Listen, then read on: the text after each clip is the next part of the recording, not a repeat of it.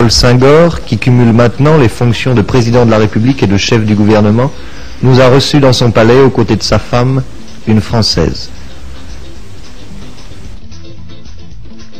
Monsieur le Président, jusqu'à présent, le Sénégal avait cette originalité en Afrique d'être, je crois, la seule des jeunes républiques à vivre sous un régime parlementaire, style un peu 4e République, avec un président de la République, un président du Conseil. Or, une des conséquences, la conséquence de cette crise, c'est que maintenant, vous êtes en même temps président de la République et président du Conseil. Est-ce que vous pensez que le système présidentiel est le seul système viable en Afrique? Dans l'étape actuelle de notre évolution, j'ai été amené, comme la plupart des députés, à constater que le régime présidentiel est le seul régime viable.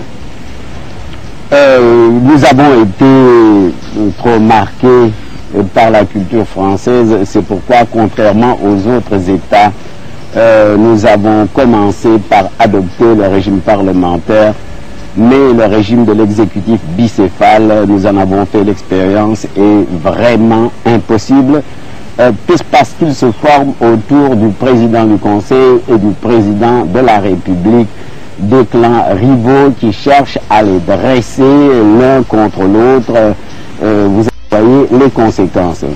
Au demeurant, je pense que le régime parlementaire est condamné à échéance, même dans les États développés. C'est l'évolution que la France est en train de vivre, et vous savez que la thèse du régime présidentiel fait des progrès en France, et que si le général de Gaulle s'y est pas rallié, c'est sans doute qu'il veut se consacrer aux affaires internationales et laisser en somme l'intendance à son Premier ministre. Monsieur le Président, vous et Monsieur Mamadou Dia, vous formiez une équipe attachante, qui se complétait. Est-ce que cette équipe, vous ne la regretterez pas? Mais bien sûr, je la regrette. Vous savez qu'il y a 17 ans que je suis lié à Mamadou Dia.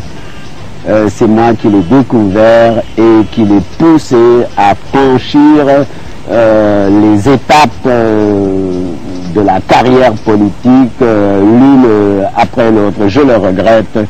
Malheureusement, vous en voyez les conséquences. Un coup d'État, vous le voyez, dans lequel le vainqueur regrette d'avoir été obligé d'arrêter son adversaire. Il prépare à Mamadou Dia, provisoirement interné dans une villa du gouvernement, une prison dorée sur un îlot rocheux situé au large de Dakar, l'île de Gorée.